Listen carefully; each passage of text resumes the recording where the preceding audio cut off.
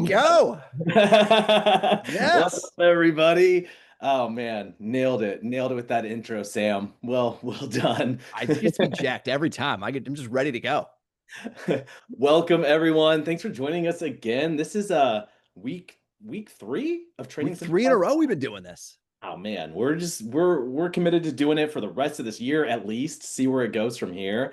But welcome to Training Simplified Live. This is just a live weekly show that Sam and I started doing because we already were doing this every week anyways, and we were like, we might as well just take it live and invite some other folks in to join the conversation, talking to restaurant leaders, training professionals, the whole bit. And we're stoked. We're stoked to be here and stoked for people to join us. Thanks. That's right. It's great to have a conversation, I feel like, where I feel like, as we go around, we're in restaurants all the time, just different brands, and we're having these conversations. And a lot of us are having the same conversations just in our own concepts, or we all like go to a conference together and we're like, oh, yeah, we're all talking about the same stuff.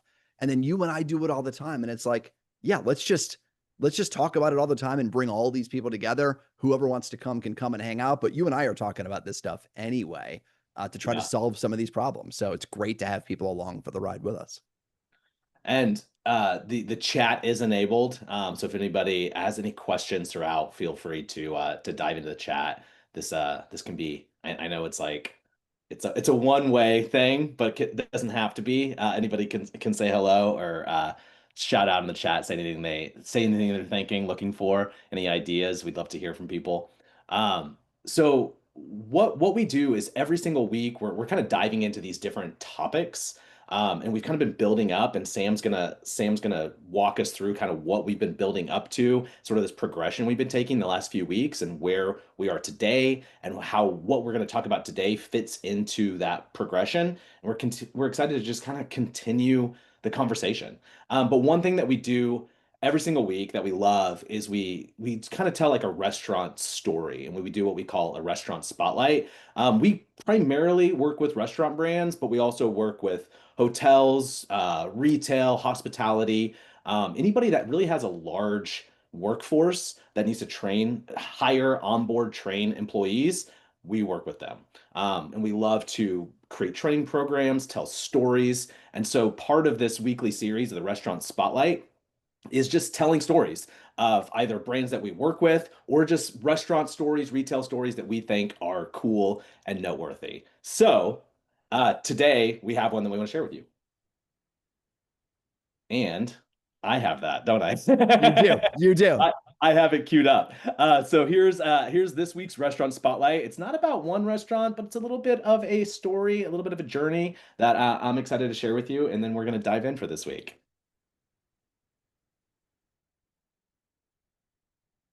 Stories sell, systems scale. Hey, what's up? I am in downtown Wichita, Kansas, which is where I happen to have been born and raised. But did you know that Wichita is not just my birthplace, it's the birthplace of fast food itself?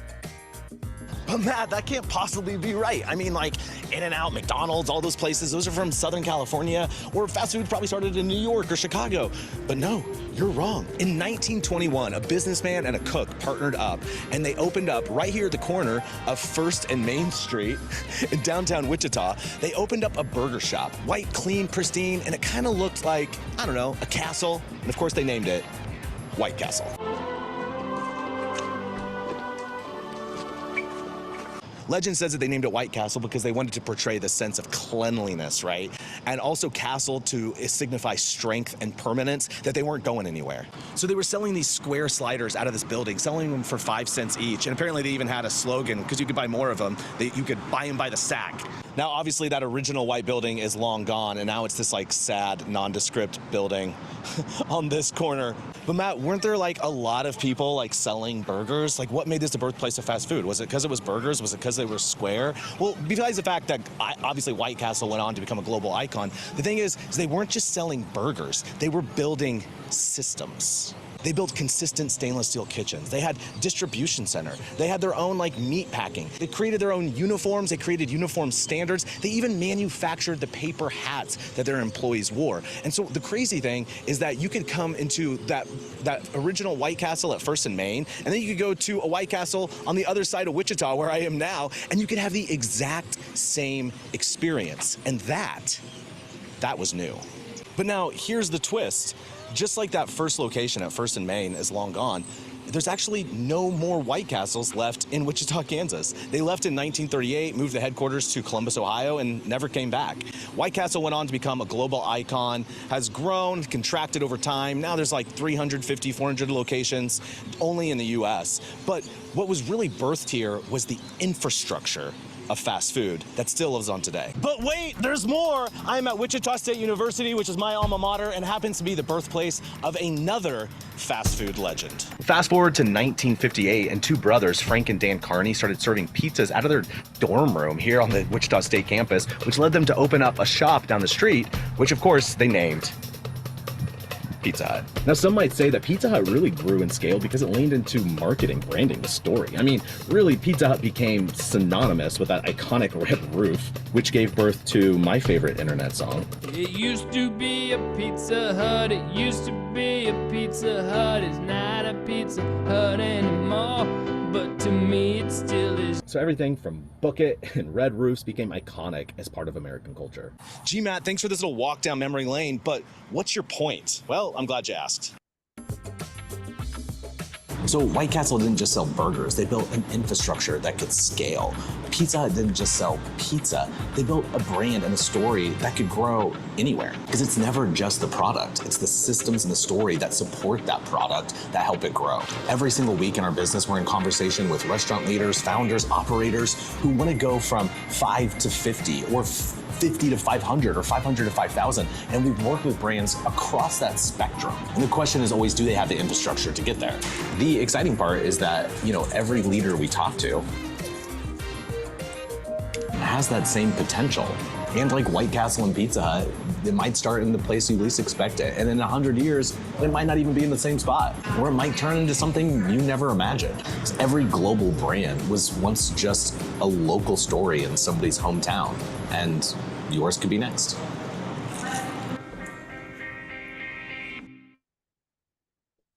Oh man, I feel like we just watched you eat cheese for 3 minutes straight, which is great. Original cheese. Did it taste like Pizza Hut does now? Like, is it the same Pizza Hut food you would get in any other Pizza Hut you would go to?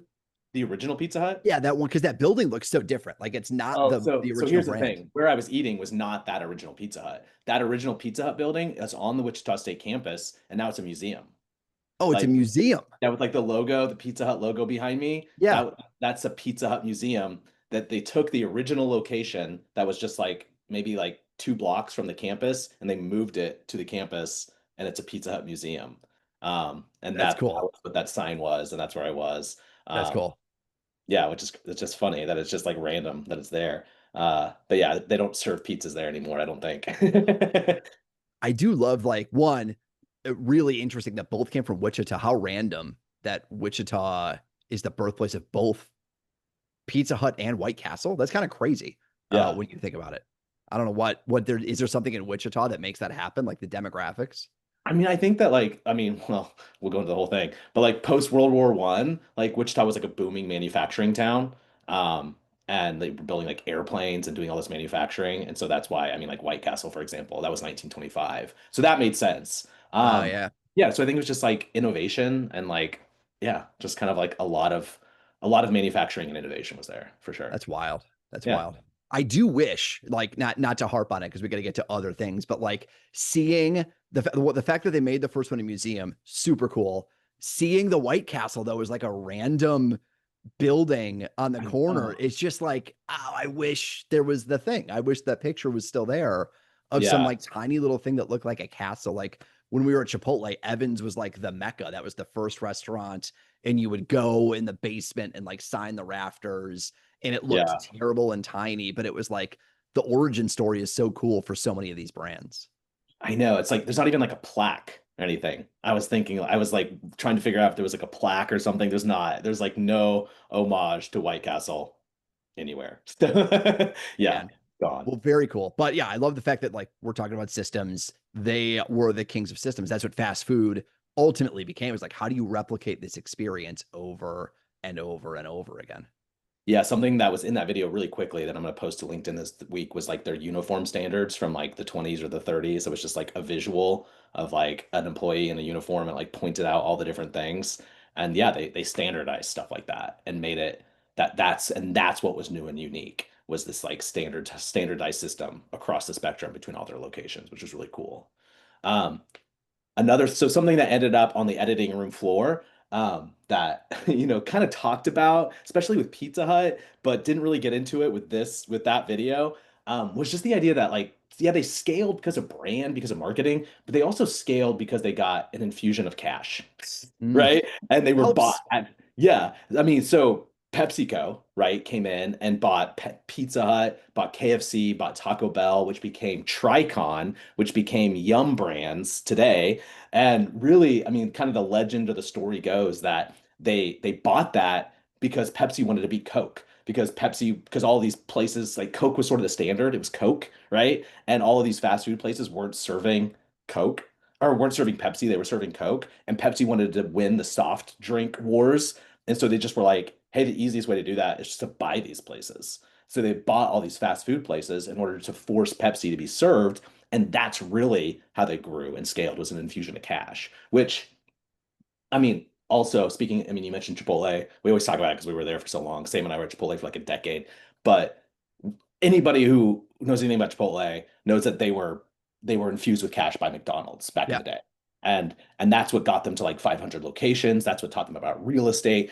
Chipotle would not exist if it were not for that infusion of cash from McDonald's. So it's like, yeah, story, systems, all that, but like sometimes the thing is not the thing. Sometimes it's an infusion of cash. Sometimes it's a thing behind the scenes that also helps like grow and scale, if we're just being honest. So I think yeah, that's right. And that's also, the reason why we're doing this today is because that's kind of the theme of today, which is sometimes the thing is not the thing. And today the thing is performance at 90 days and how do you measure performance at 90 days? But what we're going to get to here now is like, even though that's the thing, it's not really the thing. Like there's more to it than just measuring performance. It takes systems and scale to make that happen because what we're about to talk about is like you got to assess performance, but it's hard to do that if you don't have the systems in place to maintain something like that, just like the brands of Pizza Hut, just like White Castle, just like any brand that is successfully scaled. It's the systems that enable it. that's right. Sometimes the thing is not the thing. The So thing is that today, we're going to dive in. The that's thing, right. number one, is 90-day performance management. So That's right.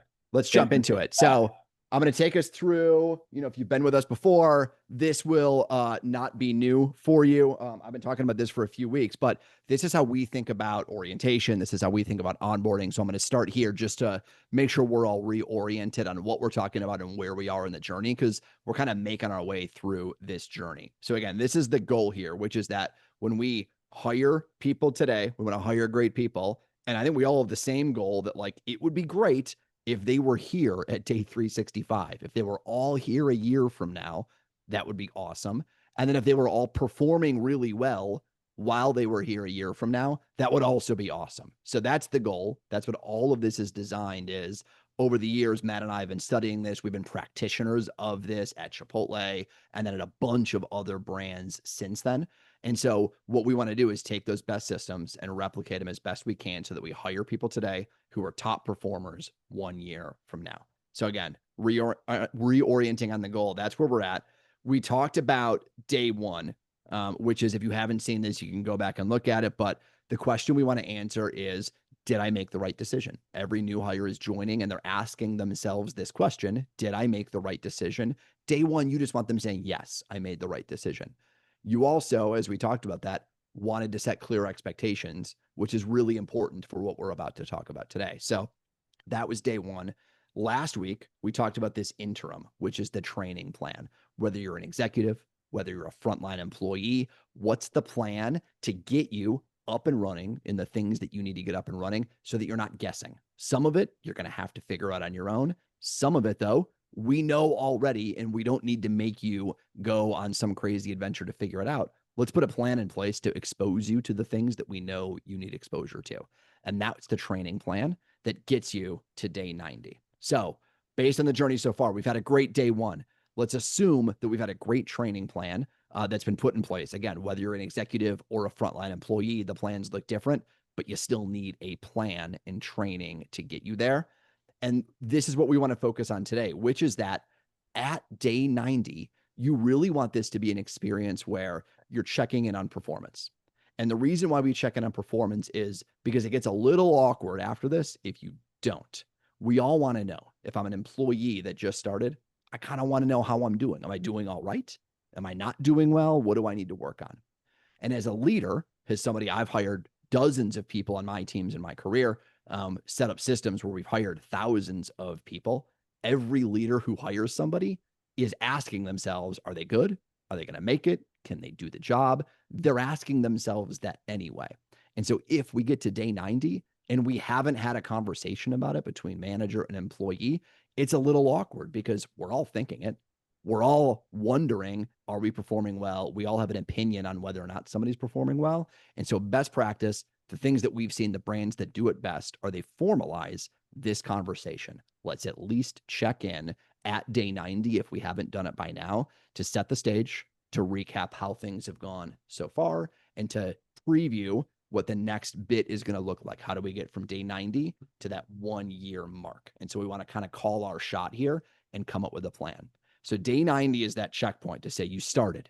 We gave you training. How is it going? And what do we need to keep doing and adjust? And that's what we're going to talk about today, is that 90-day kind of performance evaluation where we evaluate literally everything. And so when I say everything, Matt, when I talk about it, it's not just like, is the new hire good? We're also evaluating how good was our training.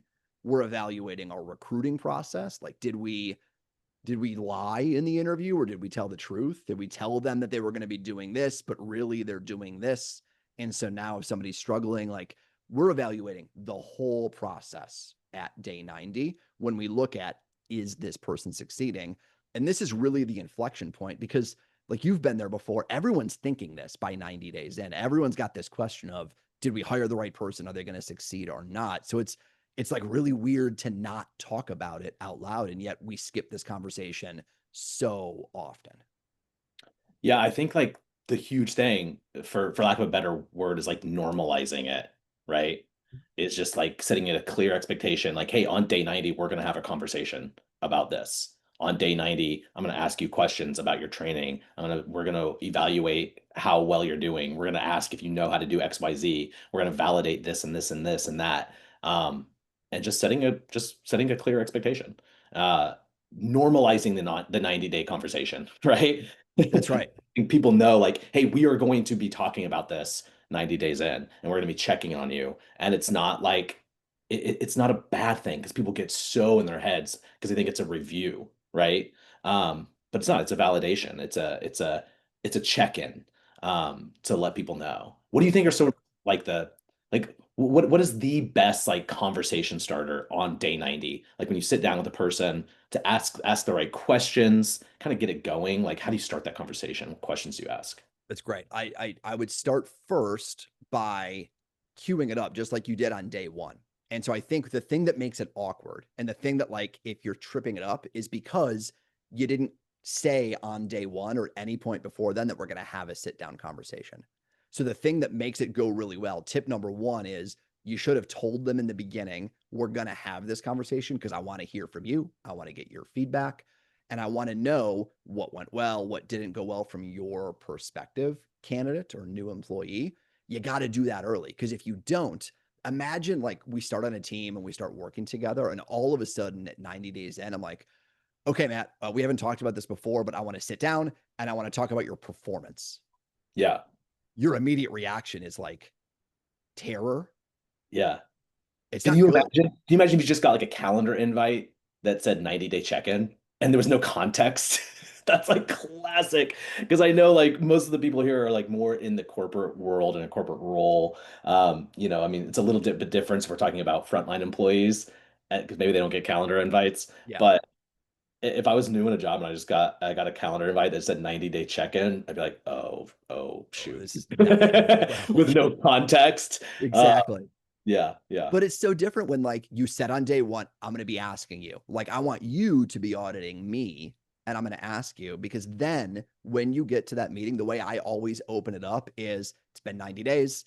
Let's sit down. The first thing I want to hear, tell me about your experience in your first 90 days, employee, and did what I sold you when I recruited you and hire you, what was real and what wasn't from your perspective? Like what did I get right? And what did I promise you that hasn't come true? Because I really want to know. For me, this is a little bit of like, where's their head at? How are they feeling? But it's also a little bit of like, hey, what can I do better in my process? What did we not get crystal clear? Or what did we not set up so that we can make the process better for the next person? So the first thing I want to do is set the stage and give them the floor because it gives them a little bit of power. It gives them a little bit of autonomy in the process versus they're on the receiving end of some performance check-in. yeah. They've got to say, and they know that I wanted to know. I told them I was going to ask them. And then the first thing I did was ask them. Now, all of those things align, all of those expectations align. So for me, that's like the very first thing is I want to hear from them, their experience in their first Yeah. 90 days. What did you expect versus what did you actually experience? That's right. Yeah. Because we've all done this before. We're recruiting somebody and we're selling the dream. This is going to be the greatest experience ever. And like, we're going to change the world and I need you. And you're the linchpin to this. And then they come in and they're like, yeah, there's like a lot of work to do here. This is not, the team was not great. The operations aren't great. This is way harder than you told me it was going to be. And we call this like in the recruiting world, when we go back to hiring, we call it a realistic job preview.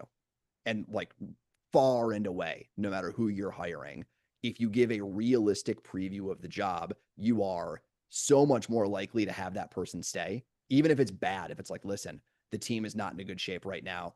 The guests are really tough here. So you got to know that before you sign up for this job. You scare people away, but you're giving a realistic preview so that now when you get to day 90, they're going, yeah, you told me it was going to be tough here, that the guests were a little bit difficult, and they are. They really are. So, I mean, I think that's the biggest thing is you've got to make sure that those things align. Yeah. And I think it goes, I mean, I love this question from Shannon. Like, if you were a team member, server, bartender, host in a restaurant, how'd you go about the performance check-in? I think it's the same. I know I kind of mentioned like, a lot of us are in roles like where you might get a calendar invite. But I think it's the exact same. Same questions, same setup.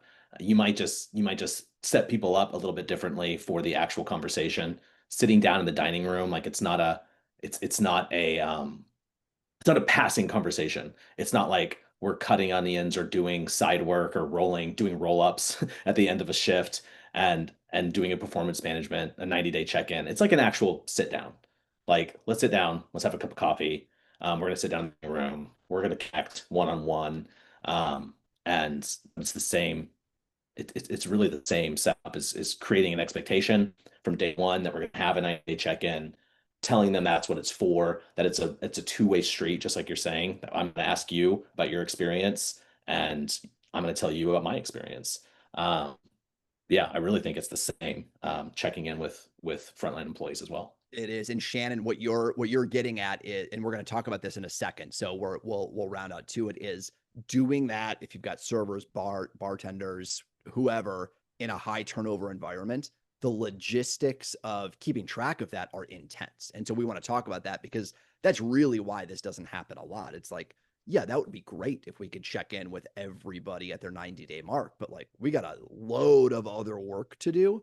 And keeping track of who's at day 90 and how do you do it becomes the real challenge. And that's the teaser in the beginning of like the thing is not really the thing. We want to do performance check-in. The real thing is how do you set up a system to enable that? Because that's a logistical nightmare to keep track of that and stay on top of it. It is.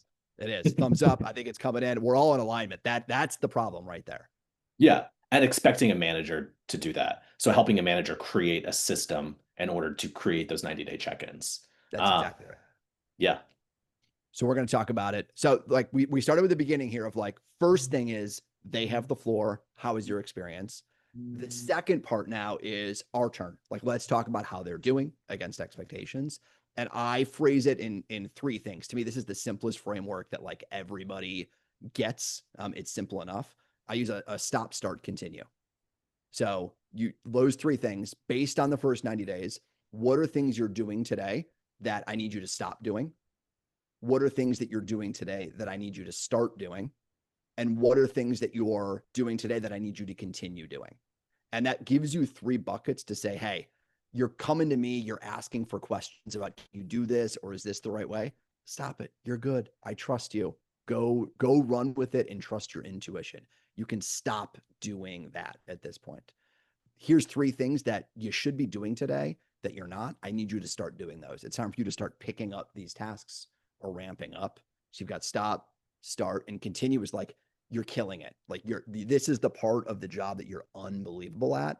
I need you to continue doing those things and we're going to be set and you're going to be golden.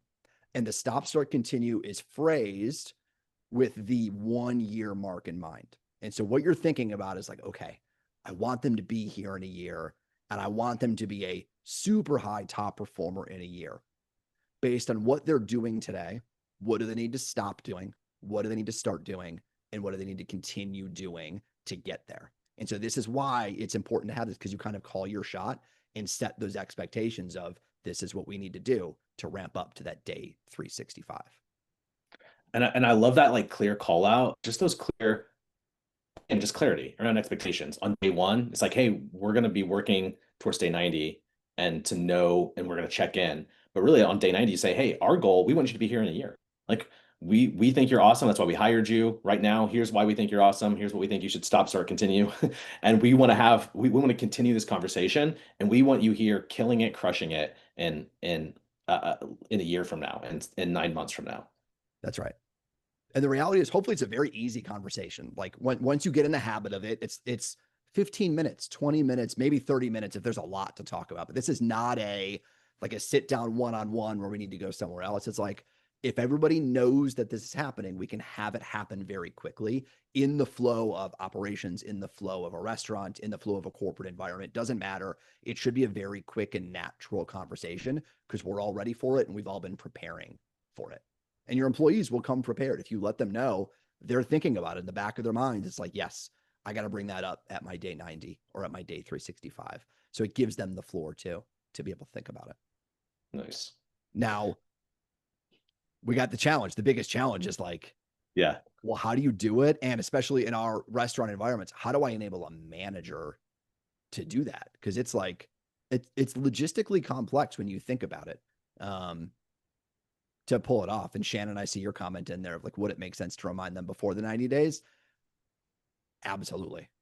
Like during training, be like, hey, we're going to talk about it at 90. Keep thinking about it. Remember, I want your feedback. Yeah, I think continually saying like, hey, this is what we're going towards. We're going to talk about this.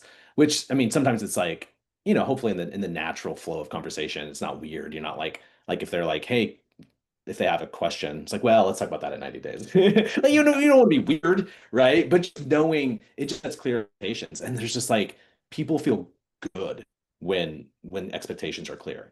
When people know, oh, I'm going to have an opportunity to sit down and talk to this person and we'll have their full attention. At least that's what I would tell people if I was the manager of a restaurant. I'd be like, hey, we're going to sit down. You're going to have my full attention and we're going to talk. I'm going to listen to you. And yeah, there's comfort in clarity, right? And so I think it makes perfect sense to remind people and let them know that this is coming, that this is kind of what we're working towards for sure. That's right. So the systems, let's talk about a few of the systems. And then we've got what's great is the skills here all come down to project management skills, your ability to manage projects. But we don't a lot of us haven't been through project management training. And our managers inside of restaurants certainly don't have time to go to project management training. And yet these are the skills that we're talking about. And so we're going to talk about some tactics right now. And then we're going to lead up to, we did an interview with Carla Item, who is the head of the PMI, the Project Management Institute in North America, who's talking about project management for HR skills. And what it takes to bring this to life in an HR world. And so it was a really awesome conversation because she talked about what are the skills, what does success look like, how do you do it in HR? But these are the same things that we need to infuse into all of our managers as well. So we're going to show some clips from her in a little bit, and we have a full 1 hour interview with her. But the skills are, how do you enable this project management and put it into place? Very first thing, and I think we can start here, is like from the employee perspective, it's got to be scheduled and it's got to be put in. And so even if you have an hourly workforce, you've got to schedule that 15 or 20 minutes on their schedule so that you're not trying to pull them off of a shift. It's like, no, you're going to come in 15 minutes early, or for the first 15 or 20 minutes of this shift, we're going to go sit in the dining room or sit on the patio outside. And I want to talk about this and do a 90-day check-in. If you're a corporate employee and you've got Outlook or calendar invites, same thing. It's a part of your one-on-ones, or it's a dedicated 30-minute meeting where you go sit somewhere and talk, but it's scheduled. And the point of the conversation is to talk about this, whether you're hourly or corporate. You schedule it so that they know this is the time to talk about it. And I like that's often the hardest thing, is like remembering to schedule that and get that on the books, because life happens so much. Yeah, I mean, that's the thing. Like, the thing is not always the thing. The thing here is calendar management, right? That's what we're saying. It's project management. Ultimately, creating a 90-day check-in, creating a world where that actually happens, and it's not just lip service, means project management and means calendar management, which is probably, I mean, I know, especially, when we were working a lot with like field leaders, which are multi-unit managers, is what we call them at Chipotle. Like, probably the number one skill that field leaders or multi-unit leaders were missing was calendar management. And we did like full-blown trainings on this, on like how to manage your calendar, how to manage your schedule well, so that you can actually connect with all 8 of your managers that you lead and have scheduled check-ins, so that you can actually effectively lead them and that they know what to expect and they get your time. And so I think a manager of a restaurant has to learn the same skill in order to effectively execute on performance management and do things like a 90-day check-in. That's right. And it's like trackers too, almost, of like, one is how do you manage your calendar? And then two is what's all the stuff that you need to remember to put on your calendar. And so what we'll do often is have these like full training trackers. It's an Excel spreadsheet with your whole roster, and it's got a checklist going across of all the things each of your employees needs to experience. So like, did they take their harassment and discrimination training and orientation? Did they take their food handlers certification? Like, do they have all those, the basics that you have? Then it's like, did they get our orientation? Did they get the station training, or did they get the exposure to this? You've got kind of the lists going across. And then all of a sudden you start adding this in to go, did they get a 90-day check-in? And it's a way for you to put on there to visually see who has had the 90-day check-in or not. And then you can have their start date listed right there. So the day they start, you know that in 90 days, I've got to put it in right there. But this tracker creates the system for managers to know, did all my people do all of the things? And so without the tool, managers are just trying to remember everything. They're trying to keep in their minds all of the people on their team and all the moving parts. They're never going to remember. And that's why it goes away. That's why it shuffles off to the side, because the system of developing people and exposing people to different things and teaching them isn't in place. And so you need to create the system, which is often just a roster of here's who needs to do what by what time frame, the things they need exposure to. It's a 90-day check-in. It's a 365-day review. It's whatever it is. You can build the checklist specific to your brand and what you need people focused on. But every manager should have their roster on a piece of paper and who's been exposed to what. And you just make sure all the critical items from your brand are listed on there, and that managers have a routine of checking that. And as a leader, when you go into the restaurant, you're reviewing that tool with your manager. Did you sit down and you should have had 4 90-day check-ins this month. Have you had those? Did you schedule them? Then you're checking in with employees. Did you have a 90-day check-in? How did it go? You're more auditing the system than auditing each individual or each person. But that tool, that system, needs to be put in place to enable all of this in the first place. That's right. Now, when we think about, that's it for a manager, but I feel like Matt, like in our careers, uh, the skill of project management is the single thing that when you start to get higher up in your career, your ability to think long term and turn strategy into execution and actually enabling it, project management is the skill that enables that. And we both experienced that in spades when we were at Chipotle, but every company we've been to, video productions, production shoots is all logistical scheduling and calendar management. And without it, you're just improvising nonstop. So I feel like that skill is something that's almost underutilized or under leveraged in the world, even though I think we all use that skill these days. 100%. It's kind of, you're right. It's kind of the thing, especially when you start managing people, when you start managing projects, systems, when you're doing anything that requires more than one person, more than one thing. You know what I mean? Yeah, it's all project management. 100%. That's it. So I'm going to kick off the first clip here from Carla when I sat down with her, because we talked about literally everything. Like the goal here is we want to set people up. The challenge is how do you develop the skills to manage this, and how do you give those skills to your managers to manage this? We know we need to do it. We know we want to do it. Learning the skills of this logistical implementation is all about the skill of project management and teaching that to yourselves, to your teams. And then for all of us running training departments, running HR teams, running ops teams, for me, the thing that I learned is that like this is the differentiator for those that are able to get more done in less time with the same resources as everybody else. People that do this can squeeze out a ton more work because they're able to manage projects effectively. And that was the essence of the conversation with Carla. So let me pull up clip one here. We'll just talk. What's it? Yeah. We'll hear from Carlo, the expert. That's right. And then we're just going to play. These are short clips. We'll play clips. We'll react. We'll keep the conversation going. If you've got questions about what you're hearing from Carla, drop it in the chat. We'll talk about it as we go. But here's number one. And you were talking about project management for HR, and your whole your session filled up. They had to close the doors because it was such a popular topic. I would love to dive in. Like, what is it about project management for HR that you think is so beneficial or struck such a chord in your experience? Yeah, well, first of all, it was great to meet you at SHRM. That was the first time that PMI was showing up at SHRM, actually, and we weren't quite sure what it would look like. So we had a panel, and I invited a group that is experts in their fields, different parts of HR, to talk about project management and what it does. You know, it's really how things get done. And to share with you, when I started the panel, I asked the room, just wanted to check who's in the audience. Like, do we have any PMPs in the room? And there were only like a couple of hands that were raised. But then when I asked the question, how many of you are leading projects? Every single hand was raised.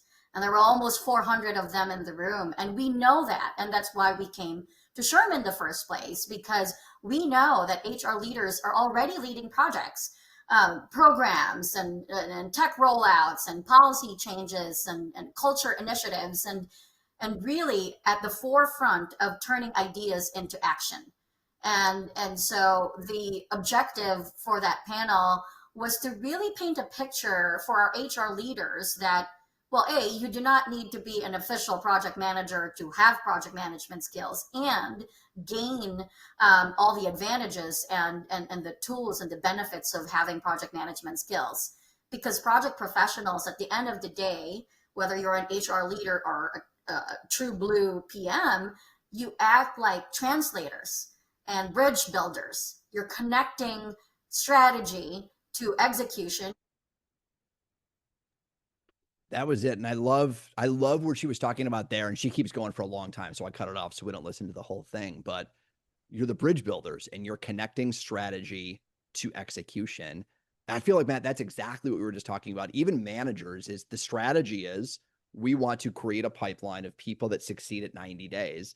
It takes these things to execution, and you've got to manage that project in order to make that happen. You've got to be able to translate strategy, the goal, into tactical execution, and you need the tools to be able to do that. Yeah, and I feel like it's interesting that she was talking to this HR audience, and she even noted like it was their first time there. Yeah, because HR, I mean, also call it like people management, human capital, right? Human Yep. resources. Um, yeah, I mean that skill of building that bridge of like how, because so many times people don't think of HR as strategic, right? They think of it as a check the box or whatever it might be. Um, and yeah, so to hear her saying that ultimately it's building that bridge and connecting the strategy to the execution. I mean, that makes perfect sense. And we talked about it a lot. And I'm going to play another clip here in a second, but in HR or ops, I feel like the things that we run into are there's no shortage of ideas. We all have ideas of how to make the company better, even in operations, how to drive more operational efficiency. And we can get like 60, 70, 80% of the way there. But what we struggle with is like, how do you finish it off? What are all the things that you need to bring to life in order to finish a project to completion or drive this vision that I had all the way through? It's really hard to do in organizations because of a lot of different dynamics, and being able to navigate that, even for like a manager inside of a restaurant, being able to navigate, I've got to satisfy guests and I've got to make my food order and I've got to hire more people. And now I've got to do all these things to retain. You've got a lot of things to balance, and developing that skill of being able to list things out, track them over time, prioritize is a core fundamental skill that most of us are missing at the end of the day. So I'm going to play one more here where Carla talks a little bit about having the right tools and understanding how the tools that you have will enable it. And I think this is for all of us to think through. How do we enable our teams to have the right skills and the right tools in order to pull this off? Could I use a screwdriver to pound a hammer? Maybe, right? But what is the likelihood that I will hurt myself? Probably a little bit higher than a hammer, right? And what about efficiency? Will I have enough power to really pound the nail, right? Instead of using a hammer. And that's what the tools and the mindset and the skills that project management gives someone leading a project. Because imagine this, you have all these stakeholders, for example, and they come from different backgrounds and different roles, etc. And I'll give you a simple tool. In my head, I know already that I need to understand where they are in my power interest grid, right? And by power, I mean who can make those decisions, who can influence budget, etc. And if they're in the grid, it's a 2x2, very simple. But if they're in the grid where they are the ones that make the decision but have very less interest in what I'm doing, in the project that I'm doing, then I know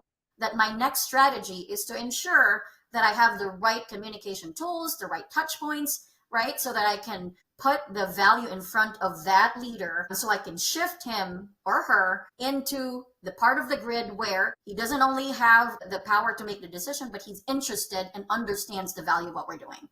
So very simple tool. But because I learned that through project management and being a PMP, I know right away in my head at every project that I do, that's a tool that I can pull. Could I use other tools? Sure. But for what I'm trying to solve in that instance, I would think that might be the most effective. That might be the hammer to the nail and not the screwdriver to the nail. So that's how I like to think of it as, it's not just about necessarily the skills, but knowing right away, or at least you're quicker to identify what tools you're going to use to solve the problem at hand. The power interest grid. That's such a great, that's like exactly what I would imagine. So project management-y. So project management, like, yeah, no offense to the project managers out there, but there's just Exactly. so many of those. I mean, just like your thing, like the stop, start, continue. Everything has a name, but it works. You know what I mean? And like, I think the point is like, no matter what tool you use, you've just got to have a tool, and you've got to use it. That's exactly right. I mean, coming back to this whole performance management 90-day check-in idea, I mean, what are some like simple tools? Because I think that our whole thing is like we're not just saying like here's exactly how to do it, here's the system of how to do it, but there are some simple tools that you've even kind of alluded to that can make this happen. Because I know everybody on that's here today that's tuned in is like, leading people, that is equipping people to lead teams. Like our jobs are to create tools to help create the systems for those to set those people up for success. Um, So I don't know. I feel like a basic tool for something like a 90-day performance management is something like you said, just like a checklist, an Excel spreadsheet with a roster, with an Excel with like a checklist. Did they get day one? Did they get day 90? Have you scheduled day 90 with them? So simple, like literally something as simple as that is like a dynamic tool that will actually make it happen. But the point is that you've got to use the tool and you have to have it. It has to exist. That's right. I feel like that's the first thing is some way in your teams, you need a mechanism to track who's been exposed to what. It's like an employee experience checklist. And has every new employee been exposed to the same things? And that's how you create that system of consistency. That's the sameness of Pizza Hut and White Castle is this is the uniform and this is the standard. What we're saying is the standard should be that every new hire has a sit down performance check in at day 90, which means there need to be a tool to track that to make sure that we've had that conversation. And then when we go in, just like I'm sure Pizza Hut and White Castle did, when you walk into that restaurant, you're looking at the uniform going, is the uniform standard the standard? When we walk into our teams or we go evaluate our teams and our leaders underneath us, we're evaluating the system and the tool. Have we had these conversations and what have they yielded to go to? That's the very manual version. The alternative is like if you have a big, robust system, you can automate this. There are automated systems for performance management to automatically send this check-in, automatically schedule it from your HRIS, but very difficult to do if you don't have this in place. But if you do, you can automate this and keep it going nonstop and have it going all year round. And so either way, whether it's a manual system or a digital automated system, you've got to turn it on and be able to audit this and have it going nonstop is the first step to the tool. Yeah, and I love this comment, this question, Shannon. Shannon, thanks for the engagement and the questions. And I just realized it just goes to hosts and panelists, not to everyone. And it says, what if the employee also got a checklist saying, did I meet with my manager? That way it's going both ways. And she said, oh shoot, it's okay. It's okay if it doesn't go to everybody. 100%. Like that's exactly what we built at Chipotle was every single new hire got a literal checklist, a training checklist that they were responsible for. And they had on there exactly this. Have you had a check-in? Have you had a scheduled check-in with your manager? Has that happened? So it wasn't, and that system created the expectation. So it didn't just simply rely on a manager reminding somebody or sending a calendar invite, but every single new hire got what Sam's holding up here that would literally tell them exactly what to expect and exactly what to do. And one of those things was a scheduled one-on-one. That's right. And you've got the sign off here. So when we say you're auditing the system, a leader goes in that we showed this last week in the session, but like this was the book that has every station in it. So you've got orientation and then each of the stations, each station has its checklist. And so the leader, when they walk in, isn't evaluating any individual thing. First thing a leader does is let me pull out this and see how this is going, because this tool will dictate, are we doing the things that need to be done? And as long as it's on here, they're checking to see, my aim on this is terrible, so apologize, but you've got sign off from both the crew member and the trainer way on the side, so that the trainer is saying, yeah, we talked about that. We trained that. We talked about this thing. And the employee is saying, yes, we talked about that and we did it. But that's the system to set up of here's everything that should be done. Did we do it? And now this tool is the thing that we're auditing when we're auditing in place. I love that because you said earlier, like a leader doesn't come in and audit the person, they're auditing the system, right? That's exactly right. Is the system being used? And here's the thing: did we digitize? Like, shouldn't we digitize that? Yeah, and we did. But guess what? It's still just like so much easier to use the like physical thing that you hold in your hand, and like it's painful for me to say that because literally like my job was to like digitize this stuff. You know what I mean? It's like to make content and video and media and like get everyone to like leverage the iPads and like go digital. But at the end of the day, there's so much value in having something that somebody can just like hold in their hand and hand to you. And I mean, the digital tools are awesome, and they're great. And if you use them well and if they work, it's awesome. But there's something really great about having something that you can just look at, check, that you can sit down and have a conversation over. It's 100%. hard to replace. We did it even like after I left Chipotle, I went to go work for a tech company, and we had the same thing. We had 90-day check-ins. Like, it's the same system, but what you said was exactly true. I automated the thing. It was all digital. I was like, we're a tech workforce. We're distributed all across the country.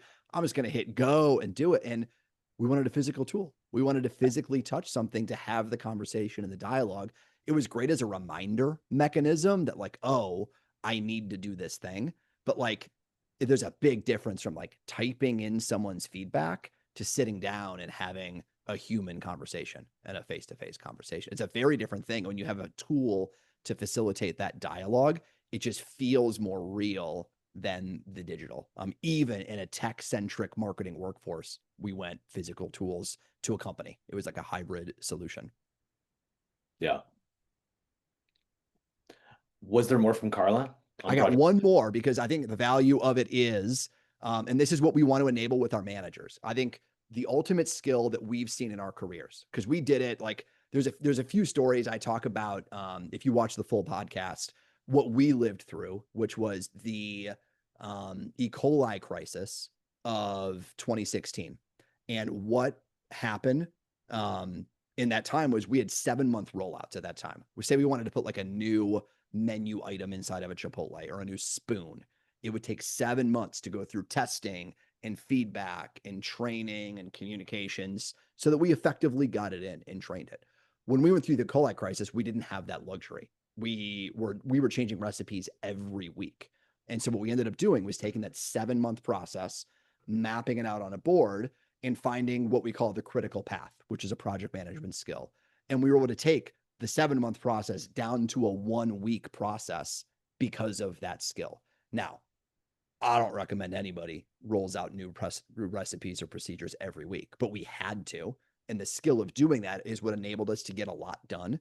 And so what Carl and I are going to talk about in this last clip is, I think, what we all want. We're all these days being asked to do more with less. We're asking our managers and our leaders to do more with less resources. And the ability that I've found with these project management skills is, once you map out these calendars and you learn how to schedule things, you're able to get infinitely more done with less, because you're seeing that there's time in that calendar that I'm not utilizing, that if I'm smart about it, I can squeeze a few more projects in. I can squeeze a few more conversations in, and I can actually get more done with less by stacking projects on top of each other very strategically. So let me pull that one up. But I think that's the last clip, because I think that's kind of the overarching message, is that when you do this well, there's this ultimate benefit for everybody involved of just being able to do more with less. But what you're able to do then is also stack projects on top of each other to understand resource utilization. So it's not even about achieving one project or completing one project. The skill then, when you stack them across 5, 6, 7 projects, allows you to get more done in the exact same amount of time, simply because you're understanding that we're going to have a lull in this week or 2 week for approvals. Well, what else can we do in that week or 2 to move another project along? And as you balance those things out, you're able to see that all of a sudden you can get 4, 5, 6 projects working concurrently with the same resources that don't overlap. When you do it intelligently, that all of a sudden you can do more with the same resources, just by being smart and thoughtful about when you're scheduling, when you're placing things, who you're asking of what, when. But by stacking those projects on top of each other in a very thoughtful and intelligent way, you're now able to actually do what the business is asking, which is do more with less, or do more with the same resources. So we go on for a while in this thing, but I think that's the general sentiment, is like, this is a whole world out there that for all of us, it's free on YouTube. You can go to PMP classes, you can take PMI classes, but start just Googling project management skills. Calendaring, I think, is the number one. How do I get a more efficient calendar? And for me, if you're going to Google one phrase, it's the critical path exercise. If you just Google it, look for videos on the critical path exercise, or we can drop some links to it when we post this later on LinkedIn and YouTube.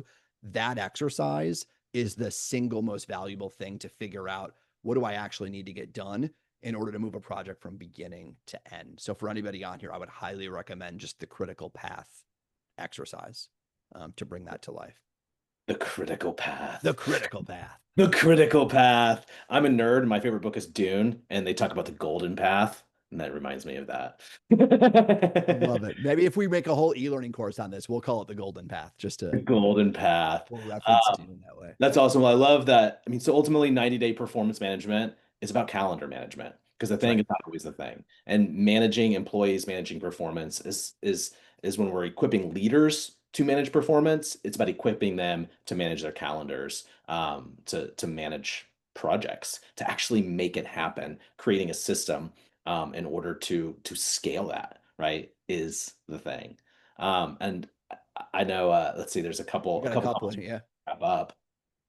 Yeah, we've got Kathleen asked, how do you store private information like that? So what we showed in here, Kathleen, is nothing employee sensitive. So this is just, did we do it or did we not do it? When we get to performance information, you do want to store that carefully. So either in an HRIS system or just not written down here. Realistically, in a lot of our restaurants, you're not tracking performance in a system anywhere. It's a manager doing it. And so we don't list like, hey, you are failing in your job on this piece of paper. It's either the conversation between us, or ideally you're using an HRIS or whatever your HR team is having you use for performance documentation. Most employers have some sort of system where you're putting that stuff in. If you've got R365, I was at a restaurant last week where they were doing this. The manager is it was honestly like a tale of two restaurants. And I'm going to go quickly because I know we're almost at time, but like one restaurant was like way exceeding sales, 1.2 million. They were killing it. And when I sat down with the GM, he was eliminating people in the first 90 days that weren't a fit. And for whatever reason, he was like, the vibe was wrong. It just didn't fit. And he was very willing to remove them from the team early. And you could feel it on the team. Like they were killing it. And they had people there that had been there for the duration from the opening of the restaurant. They were still there almost a year later. The thing's been open for like 10 months now. Original team, 90% still intact. And he's willing to turn people over that don't fit the vibe of the team. I went to another restaurant, same brand, 2 miles down the road, cannot keep a GM, cannot keep the team. And a new GM had just started. And I was talking to him and he was very much like, yeah, I thought I was coming in here to do the $1.2 million thing. I'm solving employee conflicts all day. And so he's inheriting a team that we didn't move on from, folks. And so I think you can feel it when you go into these brands that like, you got to store it, you've got to document it, and you've got to act on it. The manager the reason I bring it up, the manager that I walked into, there's no documentation of anything. No one's ever had a conversation with folks. No one's ever told them, hey, we can't act like that around here. And so there's a lot to deal with. Yeah, startup problems. I hear you on that like, if you got nothing, just be careful where you write it down. If you ask him to write it down, someone's going to see this and you don't want this falling into the wrong hands. And I think also an answer to your question, Shannon, about the different ways to receive that. Yes, different for different branches. I mean, a restaurant manager might be experiencing 150% turnover. You know what I mean? And a lot of change, new people all the time. So that's why it becomes about a system, about calendar management. You know, maybe a restaurant support center manager might have 3 employees that are there, you know, for multiple years, right? So it's a different system, a different way to approach it. But I think it's about that volume, which is where the system really comes into place and makes a lot of sense. That's right. And your support teams might be a little more tech savvy too. You might have you might be able to enable a tech enabled system for support teams because they're used to that environment versus like your restaurant managers might be like, yeah, I'm not jumping on Microsoft Teams. Sorry. Like I got better things to do than jump on your platform. Yeah. We're also happy. Like I was gonna say, if you all have questions about it, like feel free, LinkedIn us, message us, anything like that. We can talk through we've implemented a bunch of these things at a bunch of different brands. If you have questions about like which system you're using or anything, we can absolutely keep the conversation going offline here. But we always want to end on time. Thanks everybody for joining us. Appreciate it. Join us next week. We go live every week at this time on Wednesday, and you can register on LinkedIn, and we'll see you again next time. Cool. Thank you all. Appreciate it. Bye.